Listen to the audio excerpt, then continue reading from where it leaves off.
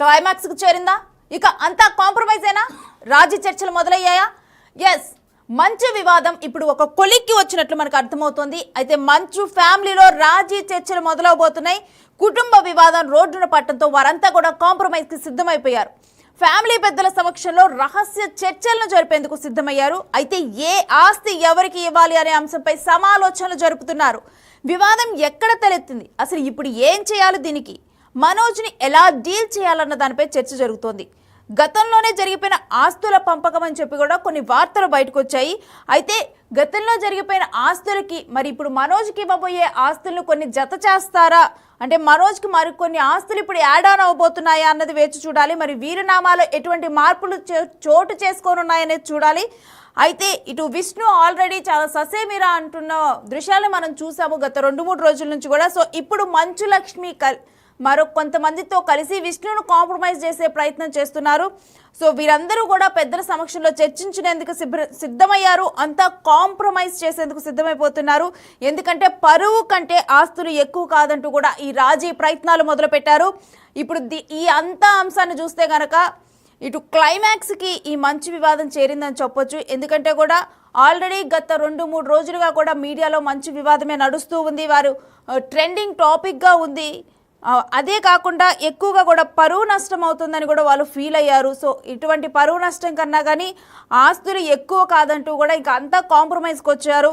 అయితే ఈ కాంప్రమైజ్లో ఇప్పటి వరకు కూడా మనం చూస్తూనే ఉన్నాం. ఇంతకుముందు కాంప్రమైజ్ చేసేటప్పుడు సెటిల్మెంట్ చేయడానికి శ్రీశైలం యాదవ్ వచ్చారు.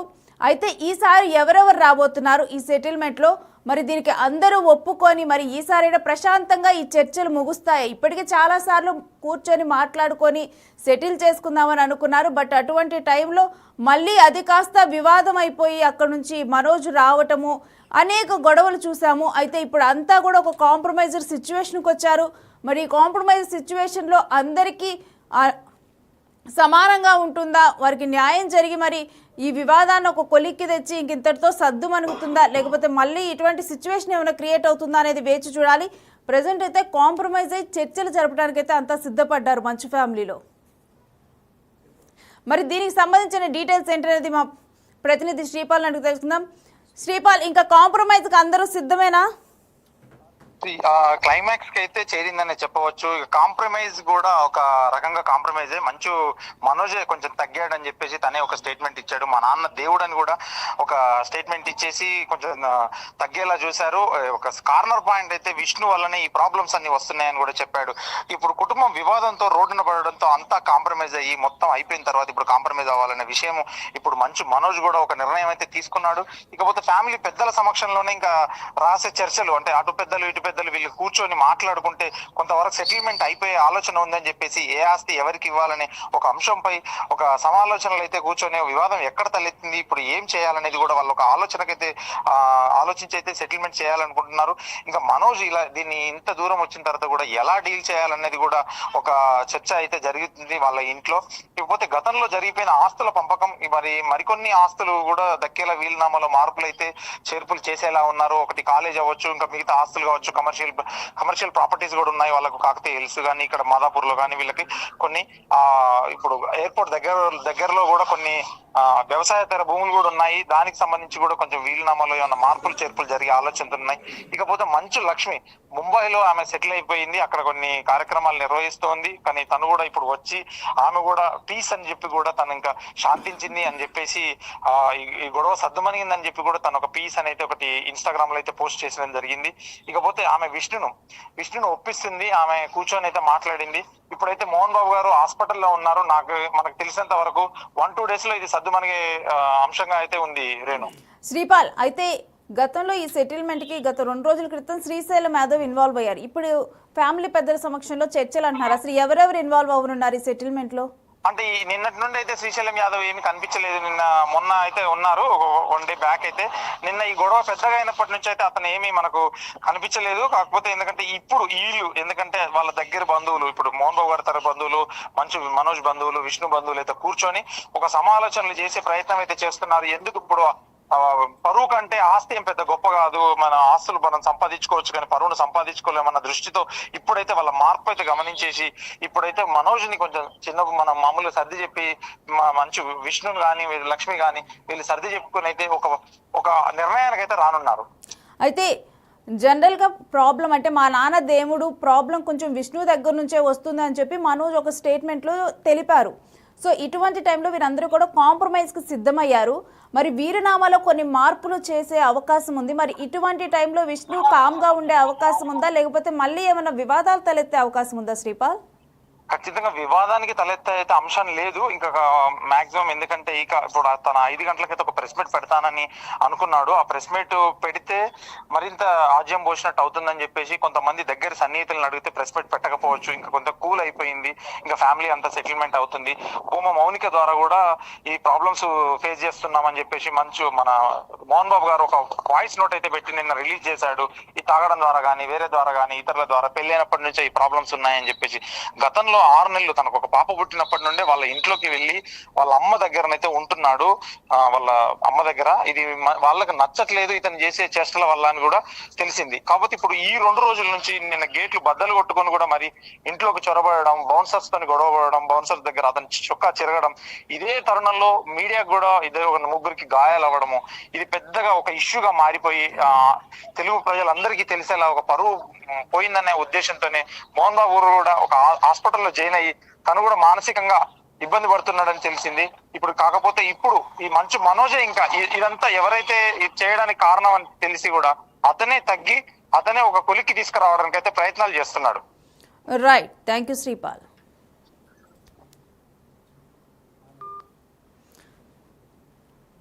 సో చూస్తున్నాం కదా, ఇప్పటి వరకు ఎప్పుడు చర్చలు జరిగినా కానీ అక్కడ నుంచి ఒక 10 నిమిషాల్లో అలా మంచు మనోజ్ బయటకు వచ్చేసేవాళ్ళు. సో ఇప్పుడు చూస్తే కనుక ఇక ఈ వివాదం మంచు మనోజ్తోనే స్టార్ట్ అయింది. అయితే ఆయనే ఇప్పుడు ఒక మెట్టు కిందకి దిగి ఇప్పటిదాకా కూడా ఆత్మగౌరవం కోసం నా ఈ పోరాటం అని చెప్పి మనోజ్ చెప్పారు. అయితే ఇప్పుడు ఆయనే ఒక మెట్టు కిందకి దిగి ఈ కాంప్రమైజ్కి ఆయనైతే సిద్ధమైపోయారు. మరోవైపు విష్ణు కూడా ఇన్ని రోజులు కూడా తను ససేమిరా అంటూ కూడా విష్ణు అన్నారు. సో ఇప్పుడు విష్ణు కూడా కాంప్రమైజ్కి సిద్ధమయ్యారు. అదేవిధంగా కూర్చొని మాట్లాడుకుంటే ఈ సమస్యలు సద్దుమణిగా అవుతాయి, సెటిల్మెంట్ చేసుకోండి, క్లియర్గా మాట్లాడుకోండి అని చెప్పారు. అయితే ఇప్పటి వరకు కూడా వీళ్ళ మధ్య రాజీ కుదరలేదు, చర్చలు కుదరలేదు.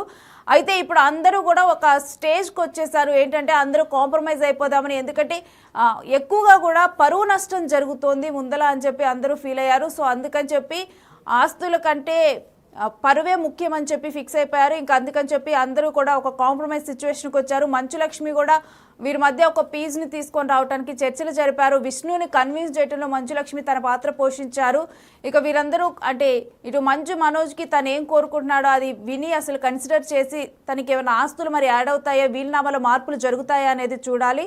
మరోవైపు కనుక వీళ్ళందరూ కూడా ఇప్పుడు కాంప్రమైజ్ స్టేట్లో ఉన్నారు. అయితే మంచు లక్ష్మి దీనికి సంబంధించి ఇన్స్టాగ్రామ్లో కూడా పీజ్ అని చెప్పి ఆమె పోస్ట్ చేశారు. దీన్ని బట్టి అర్థమవుతుంది ఏంటంటే ఫుల్ కాన్ఫిడెంట్గా కూడా వీరందరూ ఒక కాంప్రమైజ్ సిచ్యువేషన్కి వచ్చారు. మరి కాంప్రమైజ్ సిచ్యువేషన్కి వచ్చారు, మరి క్లారిటీ ఉందా అంటే ఏ ఆస్తులు ఎవరికి ఏంటి అనేది కూడా ఒక క్లారిటీ ఉందా, మరి ఇప్పుడు ఆ క్లారిటీతో చర్చించుకొని ఉన్నారా, అదేవిధంగా ఈ సెటిల్మెంట్లో ఎవరెవరు ఇన్వాల్వ్ కానున్నారు, ఏ విధంగా వీరందరినీ కూడా సమన్యాయం చేసి వీరందరినీ కూడా మళ్ళీ అక్కడ డిస్టర్బెన్సెస్ తలెత్తకుండా ఏ విధంగా సమన్యాయం చేయనున్నారు. మరోవైపు ఇప్పుడు కాంప్రమైజ్ చర్చలకు ఇటు మౌనిక వెళ్ళనున్నారా, ఎందుకంటే నిన్న మోహన్ బాబు ఒక స్టేట్మెంట్ రిలీజ్ చేశారు, ఒక ఆడియో రిలీజ్ చేశారు.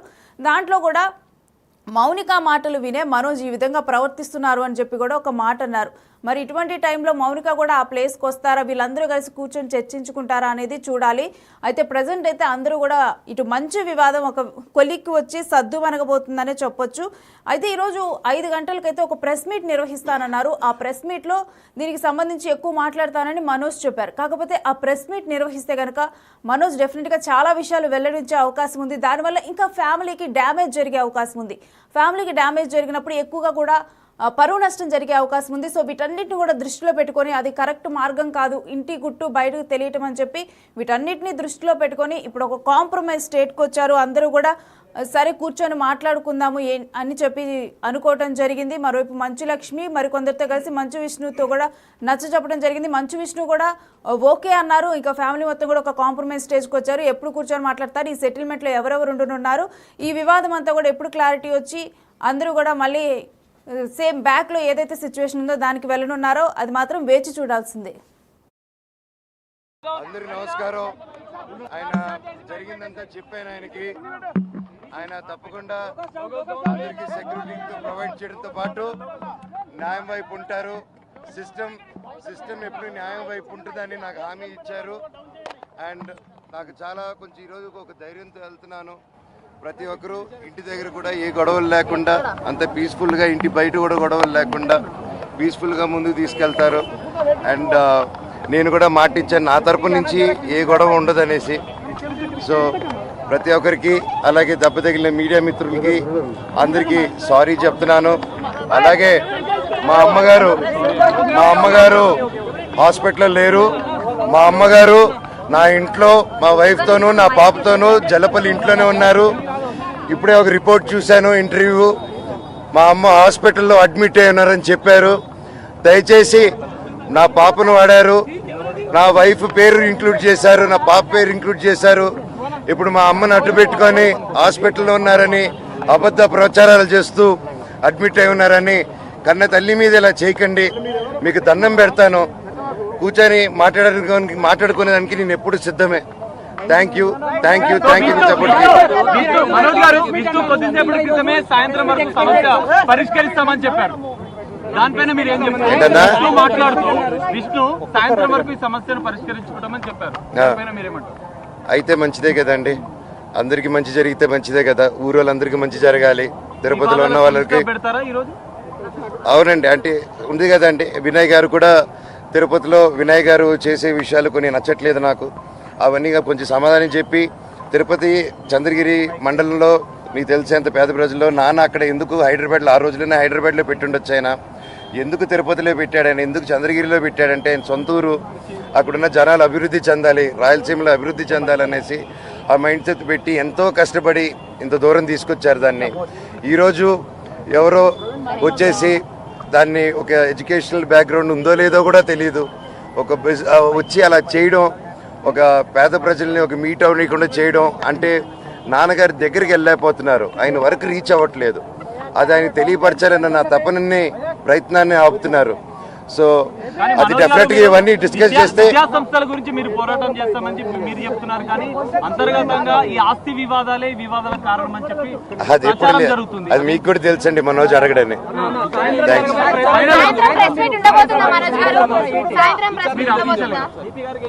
తప్పకుండా అండి. కాకపోతే క్రౌడ్ గ్యాదరింగ్ ఉండకూడదు అన్నారు కొద్ది రోజులు. సో అందుకోసమే నేను ఇది ఎలా చేద్దాం, ప్రెస్ మీట్ని ముందుకు రావడమా, రిలీజ్ చేయడమా అనేది ఇంకొంచెం మా లోకల్ పిఎస్ తో కూడా మాట్లాడి వారు పర్మిషన్ తీసుకొని ఈ మొత్తం వివాదాల గురించి సిపి గారు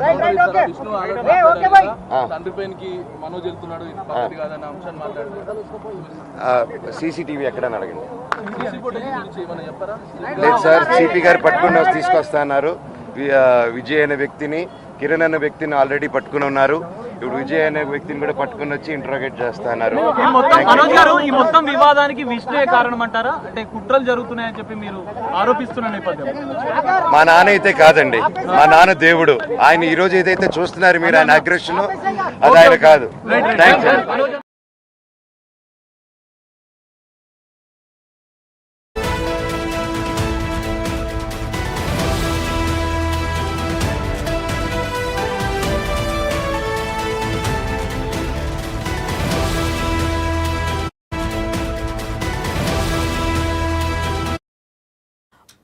బ్రేకింగ్ న్యూస్ చూస్తున్నాం. మంచు వివాదం క్లైమాక్స్ కు చేరిందా? ఇక అంతా కాంప్రమైజ్ అయినా? రాజీ చర్చలు మొదలయ్యాయా? ఎస్, మంచు వివాదం ఇప్పుడు ఒక కొలిక్కి వచ్చినట్లు మనకు అర్థమవుతోంది. అయితే మంచు ఫ్యామిలీలో రాజీ చర్చలు మొదలవబోతున్నాయి. కుటుంబ వివాదం రోడ్డున పట్టడంతో వారంతా కూడా కాంప్రమైజ్ కి సిద్ధమైపోయారు. ఫ్యామిలీ పెద్దల సమక్షంలో రహస్య చర్చలను జరిపేందుకు సిద్ధమయ్యారు. అయితే ఏ ఆస్తి ఎవరికి ఇవ్వాలి అనే అంశంపై సమాలోచనలు జరుపుతున్నారు. వివాదం ఎక్కడ తలెత్తింది, అసలు ఇప్పుడు ఏం చేయాలి, దీనికి మనోజ్ని ఎలా డీల్ చేయాలన్న దానిపై చర్చ జరుగుతోంది. గతంలోనే జరిగిపోయిన ఆస్తుల పంపకం అని చెప్పి కూడా కొన్ని వార్తలు బయటకు వచ్చాయి.